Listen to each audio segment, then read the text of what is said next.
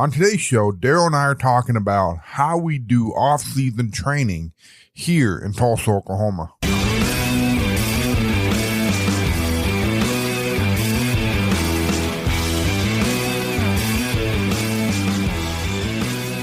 Hey guys, welcome back to Strategic Baseball Podcast. On today's show, we're going to talk about how we do off-season training here at Athletic Mission Baseball Academy in Tulsa, Oklahoma. Geoff and Darrell here, and we are a part of a group of baseball instructors and coaches that you probably have never heard of before. We don't rely on cookie cutter evaluation to assess and judge baseball players. We don't judge players on physical talent alone. In fact, we do the exact opposite. We use strategic assessment and individualized training that we know can help any player get better. Because we are fighting against too many players and parents giving up on baseball too soon, we have to evaluate players differently. We have to do things more strategically. We don't have the ability to pick our players from a huge pool of talented players. Every day, we have to take players where they currently are and build on the skills they currently have. So we focus more on building a strategic advantage mindset, more than the physical talent early on. So how do we do that? How do we convince players to believe in themselves? If you ask some high school coaches, college recruiters, and pro scouts, they tell you that it's a waste of time. Some players just don't have it. Yet it's happening every single day. It's happening through strategic assessment and hyper-individualized training that we call Strategic Advantage Baseball. This is Strategic Baseball Podcast, and these are our stories. All right, Darrell, let's get into this. Today we're talking about off-season training. I'm going to let you take it away. Yeah, I think this is the cool part about what we do at Athletic Mission, man, because I think these conversations about how we focus on what the individual player ought to be working on is critical. And I think the way we do it here by breaking it down by seasons kind of gives these guys a framework and a way to design a plan, whether they play multiple sports or whether doing other things, to continue to work on the things based on what season it is, to really help them get focused on what specifically they need to do and where all their attention should be. So today we were just going to kind of share the off-season planning. And again, I think this is where a lot of parents get confused, or a lot of players really, when we have the great debate going on, whether kids play year round or are they playing too much and what's going to cause burnout, I think understanding what the off-season training is versus playing actual games year-round and doing high-stress things year-round, I think there's a difference. And I think today, hopefully, we can explain a little bit of what we do here and how we break it down. So when we talk about off-season here at Athletic Mission, we're talking about what we call the recovery phase, which is right after the season ends, whether it's summer ball or whether it's the high school season and they're not playing summer ball, or whether it's the college guys that are really working around the fall and then what happens in the spring, or the pro guys that are really shutting it down in September, October, depending on what level they're at. When we look at that initial phase, it's really about recovery. It's about understanding what just happened, kind of getting that current state assessment done, and kind of revisiting it and seeing where they're currently at, and kind of looking back at what just happened and the things that they felt like they were really successful with, and then the things that, as the season was progressing, they kind of got exposed on a few things, or there was things that came up that they said, hey man, when the off season comes, I really do need to give some specific focus to this area. And as pitchers, a lot of times it comes down to strength and conditioning, and especially now with seasons lasting, from January to August and September for a lot of young players, we're starting to see that same drag depending on how they're being used, especially pitchers, and understanding that the importance of recovery, the understanding the importance of arm care. And I think a lot of times when we start looking at the off-season training and kind of where we want to start at, that's kind of what you and I do. We kind of assess, okay, walk us through, what a daily plan looks like. We call it a start plan, specific thoughts and actions required today and tomorrow and takeaway. We kind of look at what it is that they're actively doing and then how did their recovery go? Once they threw 40, 50, 60, 70 pitches in a game, how did they literally physically recover? And so we kind of tackle it from the health perspective and the physical perspective first, and then kind of work our way back through that initial off-season recovery phase. And I think that's a piece that a lot of times we just, when we play that much or we play for 3 or 4 or 5 months in a row and we just shut down completely and don't do nothing, then I think it does. From the guys that are really focused on wanting to be a next level baseball player, it kind of detracts from that opportunity to do that postseason evaluation or post-game evaluations and really understand what really happened and give it some perspective. So the off-season training programs can really add value to help them continue to grow and develop as a player. And I think we miss that big picture perspective a lot of times because we think, well, this is the last tournament of the year. I'm just shutting it down and I'm not doing nothing for a month. And then they come back 6 weeks later or 8 weeks later, and they want to jump right back where they kind of left off at. And we lose that, not only that mental aspect of what was going on and the things that were working well and the things that wasn't working well and kind of what we want to do, but we also lose perspective of what we need to do that off season and what each one of these players specifically need to do that off season. And so when we look at that post-game evaluation or even these postseason evaluations, and we really want to kind of frame out like, okay, sit down with that player and the parent or coaches or whoever is involved in that little, developmental trust network, we call it, and sit down and say, hey, here's where you're at. Here's the improvements we've seen. Here's the things that we've seen that kind of went sideways or backwards a little bit.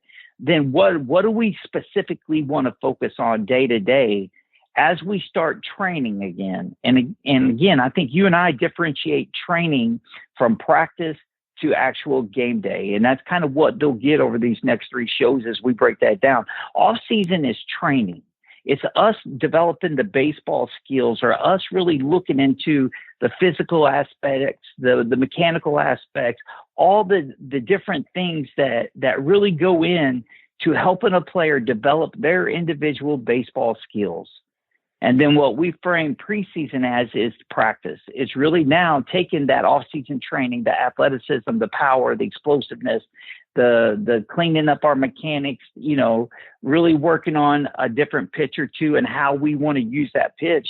And we create a preseason practice plan, a throwing program, and a bullpen program that really helps us get to that point where we start trusting our pitches again.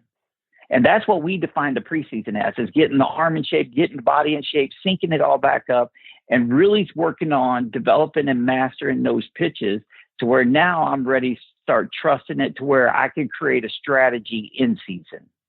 And so again, I think from the 10,000 foot view, that's what we do. All season is about training. It's about being introspective about what just happened and kind of looking back and trying to figure out what specifically the things that I think will help me continue to grow and develop as a pitcher and as a player, and then really dialing that piece in, getting ready for the preseason practice to start. So now when the in-season happens, it's really about maintenance. It's about really strategy, strategically preparing for the opponent and then kind of framing it from that perspective. That's how we develop out the 3 seasons. And again, we can go deeper into the weeds about what assessments we use. And if people are interested in that, they can email us and ask us about that piece. But really understanding that the focus on the off season needs to be about looking back at what just happened and do the evaluation. And then what things do I specifically want to focus on getting bigger, faster, stronger, more powerful, all the athletic piece, the recovery piece, the strength conditioning piece, and working in from recovery phase of the off season to that build up phase right before we get to preseason. And then once preseason starts, that throwing program starts and we're really starting to dial in, how do we learn to trust our pitches? Then that kind of frames out what we do going into the end season. And then, obviously the opponent preparation and week to week, how do we maintain recovery and then prepare for the next opponent that we're going to play against? And that's kind of an overview, Geoff, of how we lay out the off season, man. If you want to explain a little bit about the hitting side of it, then that'd be cool. Nice. Yeah, Darrell. I mean, like you said already, everything that we do all year round, the off season, the preseason, and the end season has to have a specific focus. We see a lot of people doing the wrong stuff at the wrong time of the year, and it messes with kids' confidence and their trust in their stuff. So, but what we like to say is everything that we do year round has to be giving us an advantage on game day. It has to give us a strategic advantage on game day. So when the off season rolls around and we sit down with each guy and we kind of reflect on the last season, what went well, what didn't go so well, what we feel like we need to work on, and then where do we really feel like we got exposed? Yeah. And then we kind of have that kind of takes us into the current state assessment. And now we can have a plan together for the off season to get ready for next year. And again, next year, meaning the spring, we like to look at things 1 year at a time. Guys don't train all year round only to get ready for college. I mean, That's part of the process, yes, but guys train year round so they can do well on game day in spring. So the off season, like you explained, we have the recovery phase and then we have the build up phase, and this is the training piece. This is the training piece. This is the time of the year that we focus on training, and the thought process and the training approach and the takeaway is really focused on that competitive advantage piece that we talk about. So for us on the hitting side, we outsource the physical assessment. We want guys to go get assessed so we can figure out where they're at, just in balance wise and joint integrity wise. And then we can focus on area of their swing that they want to swing movement wise, but if they have imbalances and restrictions, then we want to know that. So we have an idea of what we're working with when we start working on some of the movement work, some of the movement changes they want to make in their swing. And then we'll do a lot. I mean, I'm not against the overload, underload work. I like it for, the forearm, hand strength. So we'll do a lot of that. And then again, everything that we do is like, the training that's individualized for the guy based on where he's at and what he needs to focus on. Yeah. Now, this is also the time where we get super laser focused on the how-to piece. So we'll tend to put the radar gun away for a little bit and measure how they are doing on their process as they get better with it. So now we're not measuring numbers anymore. Now we're really measuring their process and making sure that they really understand how they develop velocity, how they develop the exit speed. So again, the whole focus is getting better and refining processes and then making sure that we understand the how to and that the work that we put in is going to show up on game day and it's going to give us an advantage over our opponent. Yeah. And I think what we're seeing too now, Geoff, is that guys are getting it, and especially young players, man, when they're going from that transition from 50 foot or 54 feet to the 60-foot mound. And we're seeing these guys literally, grow and develop and go through puberty. And some of them are growing 2 or 3 inches and gaining 10 or 15 pounds. literally over the summer or throughout the winter months as a fall months as we get into the off season hardcore. And you do see those guys that have those big growth spurts or that put on 10 or 15 pounds or kind of get into, starting to develop their man bodies a little bit. You're seeing them have a harder time adjust once the preseason starts because they're literally almost a different player than they were 3 or 4 or 5 months ago. And I think that's where we're seeing a lot of frustrations with a lot of these younger players. We see them have more physical capability, but when it comes into getting ready for the preseason and now kind of jumping back into it, and that's why we try to focus the off season, not 5 days a week or 6 days a week. It's really once a week, an hour a week of just like, hey, let's do this recovery. And then there's little things they can do at home or little things they can do specifically to kind of help them keep working on that movement pattern as they're going through and adding inches and getting weight and getting stronger. And kind of that way, when they do jump back into the baseball piece of it or the preseason part of it, then it don't feel so janky for a lot of these kids that are really literally growing right in front of your eyes. And so I think that's some of the big transitions that we see when we see that emotional, that intellectual piece we talk about of how do I handle me physically growing and maturing. And it's more than just my workouts.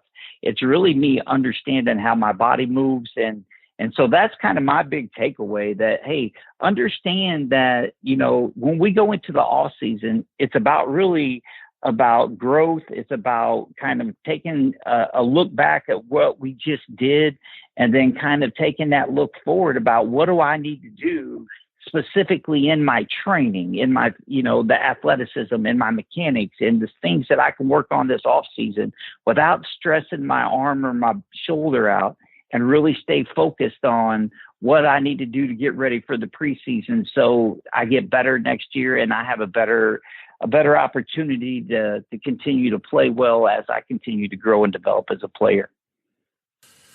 Yeah, man. No, you nailed it whenever you were talking about the player growing and learning how to move their new height, their new weight. That's real, man. And I think parents and players don't understand this a lot of time, and it could be kind of frustrating.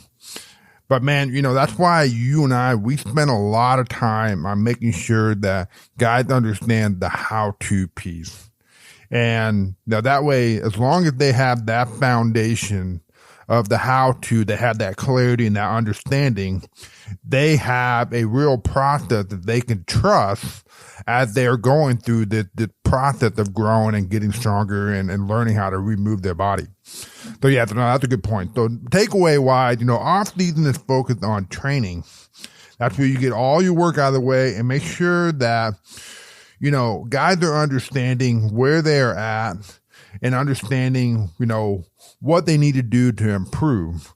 And then, really making sure that they understand the how-to piece and really take the time to develop, improve, or refine their processes. Nice. Good, man. All right. Very good, Darrell. So, hey, guys, thank you all for listening in. Again, as always, if you guys find any value in these episodes, please go and leave us an objective review.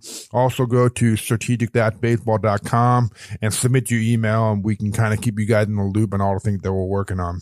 So thank you all again, and we'll catch you all in the next episode.